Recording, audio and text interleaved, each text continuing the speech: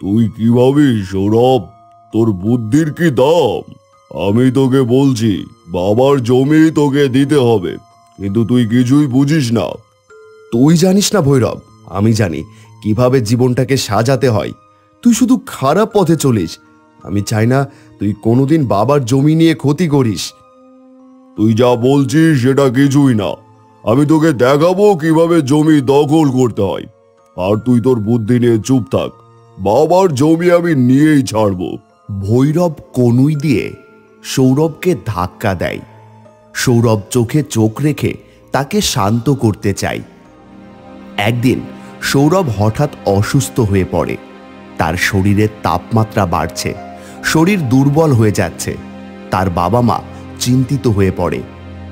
ঈশ্বর, আমাদের ছেলে কিভাবে অসুস্থ হলো? আমি তো কিছুই বুঝতে পারছি না। আমি মা কালীর কাছে প্রার্থনা করব, মা যদি আমাদের ছেলেকে সুস্থ করে দেয়, তাহলে এই গ্রামে একটা মন্দির আমি নির্মাণ করব। সৌরভের বাবা মা কালীর কাছে প্রার্থনা করতে শুরু করেন। কিছুদিন পর সৌরভ ধীরে ধীরে সুস্থ হয়ে ওঠে। মা কালীর আশীর্বাদে আমাদের ছেলে সুস্থ হয়ে উঠেছে। এখন আমি এই মন্দির নির্মাণ করে দেব, যা আমাদের গ্রামবাসীদের জন্য আশীর্বাদ হয়ে যাবে। জয় মা কালী, মন্দির নির্মাণ হবে, আমাদের গ্রাম আরো পবিত্র হবে। গ্রামবাসীরা একত্রিত হয়ে মন্দির নির্মাণে সাহায্য করতে শুরু করে। ভৈরব মন্দির নির্মাণের খবর পেয়ে খুব রেগে যায়। সে মন্দির এবং মা কালীর প্রতি ক্ষোভ পোষণ করতে থাকে। এই মন্দির মা কালী, আমি তোর শক্তি দখল করব। আমি তোকে দেখাবো মা কালীর শক্তি কি দিয়ে আমি নিয়ন্ত্রণ করতে পারি। ভৈরব একদিন জঙ্গলে গিয়ে এক তান্ত্রিকের সাথে দেখা করে। আমি চাই মা কালীর শক্তি দখল করতে, আপনি আমাকে সাহায্য করুন।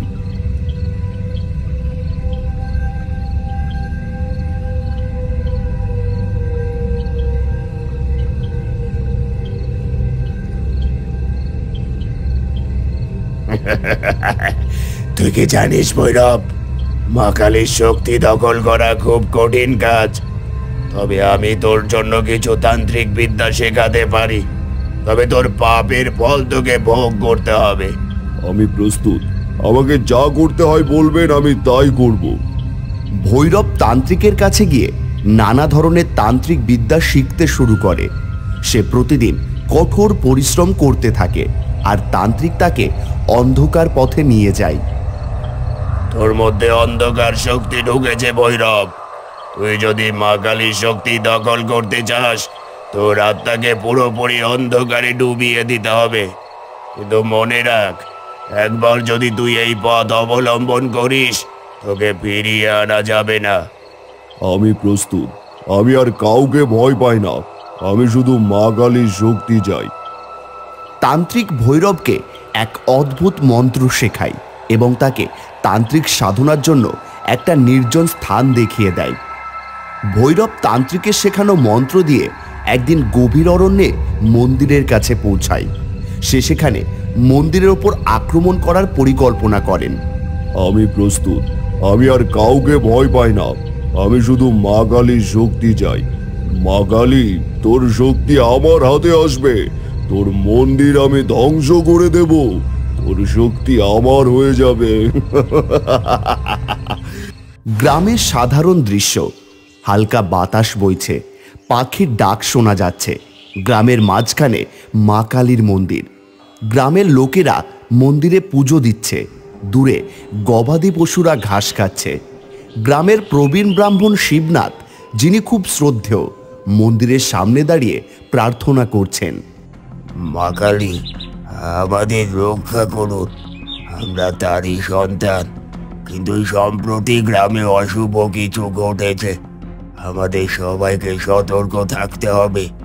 এই অশুভ শক্তির বিরুদ্ধে আমাদের একত্রিত হতে হবে। এই শিবনাথ ঠাকুর, আপনি ঠিক বলেছেন। রাতের বেলা অদ্ভুত আওয়াজ শুনতে পাই, গবাদি পশুরাও অসুস্থ হয়ে পড়ছে, কিছু একটা অশুভ ঘটছে। সবাই শিবনাথের দিকে তাকায়। শিবনাথ মাথা নাড়েন গভীর চিন্তায়। মা কালীর কাছে প্রার্থনা করা ছাড়া আর কোনো উপায় নেই। তবে আমাদের একজোট হতে হবে। গ্রামবাসীদের নিয়ে আমি এক বিশেষ যজ্ঞের আয়োজন করব। মা আমাদের রক্ষা করবেন। আমরা যদি একসাথে থাকি, কোনো অপশক্তি আমাদের কিছু করতে পারবে না। ঠিক আছে শিবনাথ ঠাকুর, আমরা আপনার সঙ্গে আছি। মা কালীর শক্তির কাছে কোনো তান্ত্রিক টিকতে পারবে না। সবাই একসঙ্গে সম্মতি জানায়। অন্ধকার ঘর, মোমবাতির আলো। ভৈরব তার শিষ্যদের নিয়ে বসে আছে। তার সামনে একটা কালো যজ্ঞকুণ্ড, আশেপাশে কালো ধোঁয়া। তার চোখে লোভ এবং ক্ষমতার আকাঙ্ক্ষা।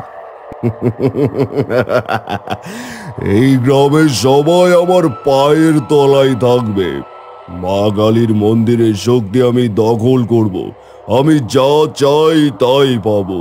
কেউ আমাকে পরাজিত করতে পারবে না। গুরুদেব, মন্দিরের শক্তি কি এত সহজে দখল করা যাবে?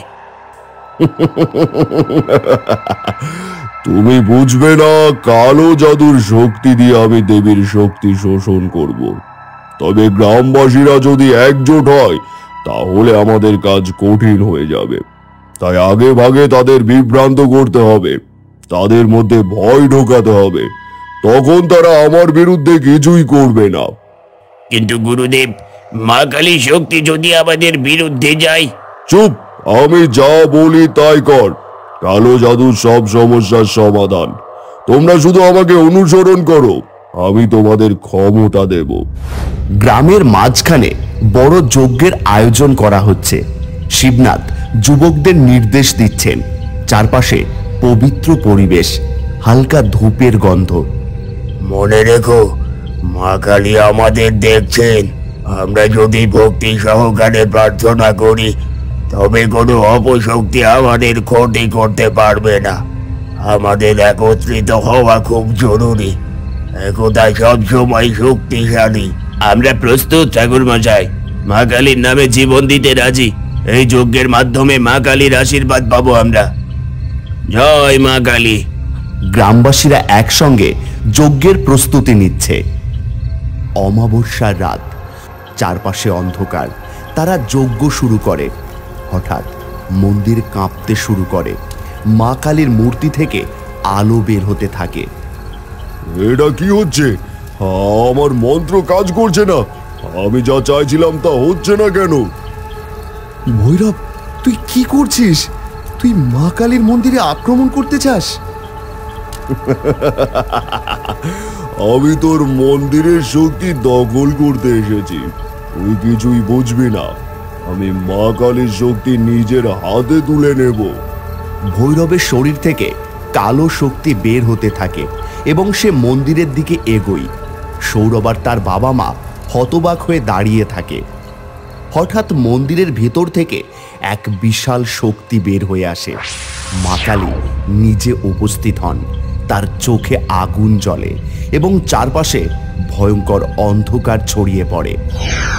ভৈরব, তুই কি আমার শক্তি দখল করতে চাস? তুই তো নিজের আত্মাকে বিক্রি করে দিয়েছিস। এখন তুই আমার অভিশাপের শিকার হবি। ভৈরব ভয় পেয়ে যায়, কিন্তু সে তান্ত্রিক বিদ্যার সাহায্যে মা কালীর শক্তির বিরুদ্ধে লড়াই করতে থাকে।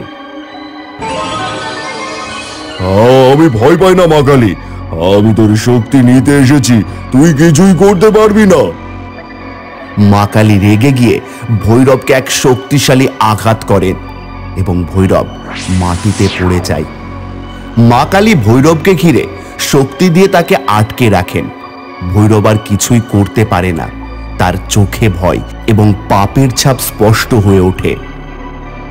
তুই নিজের আত্মাকে বিক্রি করেছিস ভৈরব। তুই আর কখনো ক্ষমা পাবি না। তোর পাপের ফল ভোগ করতে হবে। মা কালী ভৈরবকে তার পাপের ফল হিসেবে এক অন্ধকার শক্তির মধ্যে আটকে দেন। ভৈরবের শরীর থেকে সমস্ত শক্তি বের হয়ে যায় এবং সে এক দুর্বল অসহায় মানুষে পরিণত হয়। সৌরভ, তার বাবা মা এবং গ্রামবাসীরা মন্দিরে এসে মা কালীর আশীর্বাদ লাভ করেন। সৌরভ বুঝতে পারে তার ভাই ভৈরবের পাপের ফল কিভাবে তাকে ধ্বংস করেছে। বাবা, ভৈরব ভুল পথে চলছিল, মা কালী তাকে শাস্তি দিয়েছেন, কিন্তু আমি চাই আমাদের গ্রাম যেন শান্তিতে থাকে। আমরা মা কালীর আশীর্বাদে একত্রিত হয়ে সব ভুলে গিয়ে নতুন করে জীবন শুরু করব। গ্রামবাসীরা একত্রিত হয়ে মা কালীর মন্দিরে প্রার্থনা করে এবং তাদের জীবনে শান্তি ফিরে আসে। তান্ত্রিক ভৈরব যখন মা কালীর শক্তি চুরি করার চেষ্টা করছিল, তখন তার ছেলে দেবরাজ মন্দিরের বাইরে দাঁড়িয়েছিল। সে তার বাবার কাজ দেখে এবং তার মনে প্রতিশোধের আগুন জ্বলে ওঠে। বাবা, তুমি মাকে কিভাবে অপমান করেছ? তোমার জন্য আমি মা কালীর মন্দির ধ্বংস করব। আমি তার শক্তি দখল করে নেব এবং তোমার অপমানের প্রতিশোধ নেব। দেবরাজ তান্ত্রিকের ছেলের ভঙ্গিতে মন্দিরের দিকে এগিয়ে যায়। রাতের অন্ধকারে দেবরাজ মন্দিরের দিকে এগিয়ে যায়। সে মন্দিরের পাথরের প্রাচীরগুলো ভেঙে ফেলে এবং মা কালীর মূর্তির দিকে চলে যায়। মা কালী, তোর শক্তি আমি দখল করব। এবার তোর মূর্তি ধ্বংস হবে, তুই আর কিছুই করতে পারবি না। সে মূর্তির কাছে গিয়ে এক তান্ত্রিক মন্ত্র পড়তে শুরু করে। মন্দিরের বাতাস ভারী হয়ে ওঠে, কিন্তু মা কালী কোনো প্রতিক্রিয়া দেখান না। তুই আর কিছুই করতে পারবি না, আমি তোর শক্তি দখল করেছি। এবার তুই আমার হাতে ধরা পড়বি।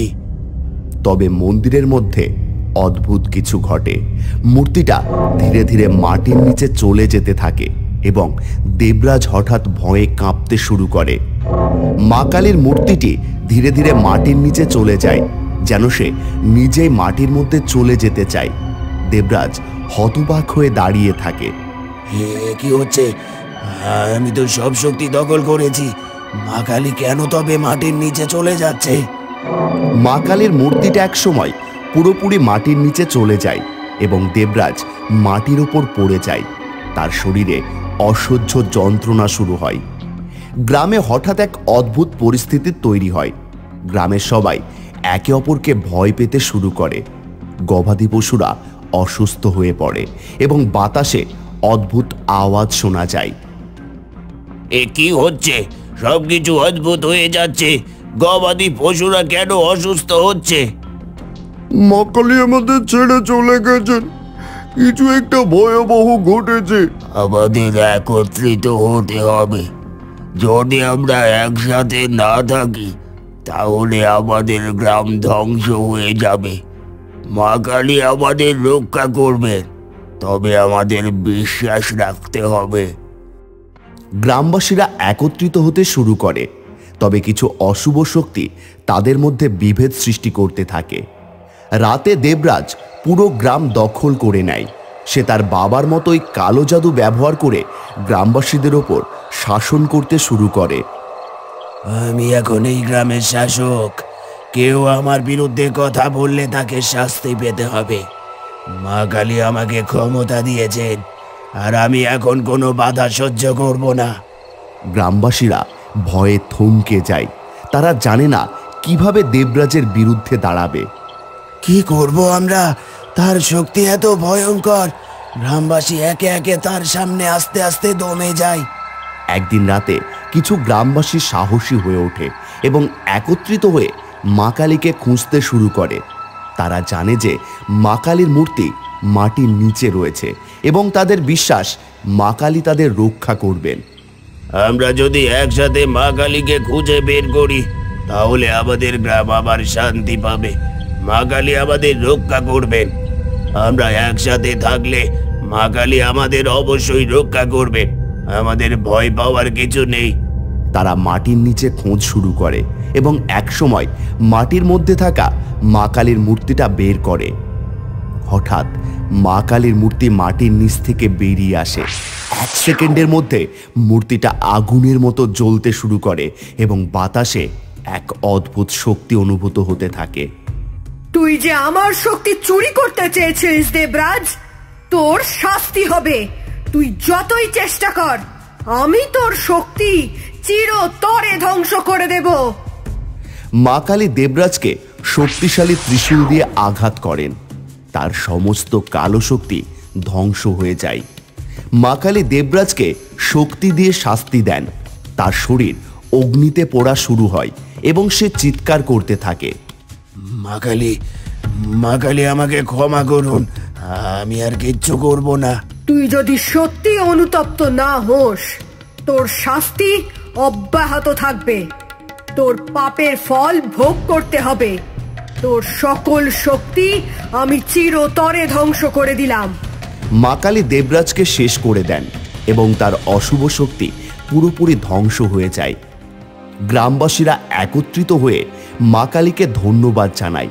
তারা জানে মা কালী তাদের রক্ষা করেছেন এবং তাদের গ্রামে আবার শান্তি ফিরে এসেছে। মা কালী আমাদের রক্ষা করেছেন, আমরা আবার শান্তিতে থাকবো। মা কালী আমাদের আশীর্বাদ করেছেন। আমরা যদি একসাথে থাকি এবং বিশ্বাস রাখি, তবে কোনো শক্তি আমাদের কিছুই করতে পারবে না। কেউ বলে এটা তান্ত্রিক ভৈরবনাথের কাজ, সে কালো জাদু করে আমাদের ক্ষতি করছে। তার শক্তি বাড়ানোর জন্য সে মা কালীর মন্দিরে শক্তি চুরি করতে চায়।